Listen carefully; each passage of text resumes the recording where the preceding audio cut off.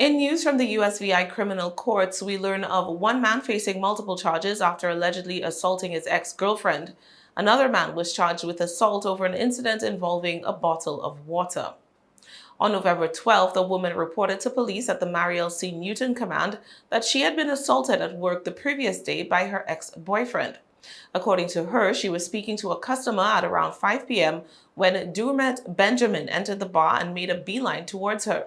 He appeared intoxicated, the woman said, as she could smell the alcohol emanating from him. She told police Benjamin walked up to her and shoved her, at which point she instructed him to stop coming to her workplace due to his jealous tendencies. That seemed to enrage Benjamin, who reportedly began to slap and punch the woman repeatedly to her head and about the body.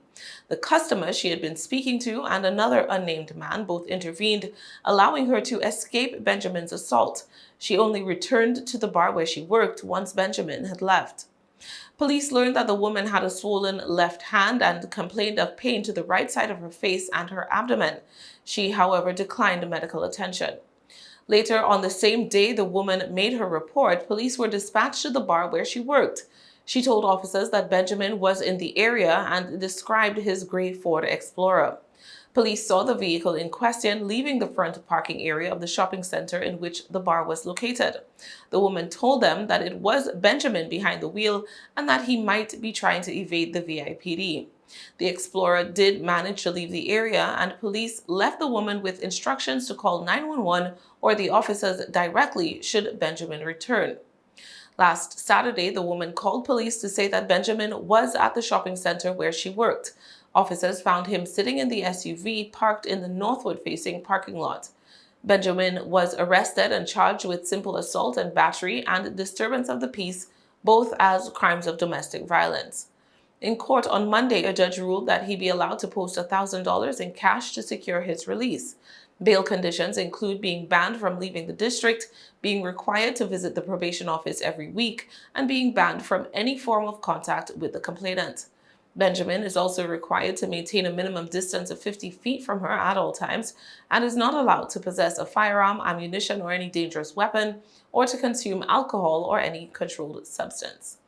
Meanwhile, another St. Thomas man was arrested on assault charges last week. Police were dispatched to the Emancipation Gardens parking lot last Thursday, where they found a woman on the ground writhing in pain. Another officer who was already on the scene said that 39-year-old Kiko Joseph had assaulted her. The woman was taken to the Schneider Regional Medical Center by EMTs and treated. Joseph was searched and detained. Police went to Schneider Regional to speak to the woman, who said that she was in Emancipation Gardens with two friends when she told one of them that she wanted some water. That friend took a bottle of water out of a cooler nearby. She told police that while the cooler belonged to her friend, the water in question belonged to Joseph, who stated that he was going to the police station.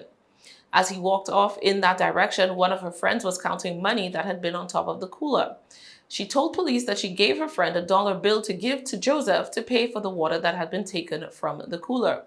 However, when offered the money, Joseph reportedly threw the bill on the ground before shoving the woman's friend. She said she ran over to the smoothie booth in the area for help, but Joseph chased after her, caught up to her, and struck her with a closed fist. He then reportedly slammed her to the ground, causing her head to hit the pavement. At that point, two men who worked in the nearby legislature office intervened, restraining Joseph and preventing him from continuing his assault on the woman. After hearing from the woman, police arrested Joseph and charged him with third-degree assault. In court on Friday, a judge ruled that Joseph be allowed to post $350 in cash, with the remainder of the $25,000 bail requirement to be posted as an unsecured bond. Joseph is barred from leaving the St. Thomas and John district without the court's written permission and must report to the probation office twice a week. He is to have absolutely no contact with the complainant or any other witnesses in the matter. Joseph is also prohibited from possessing a firearm, ammunition, or dangerous weapon. His arraignment is scheduled for December 2nd.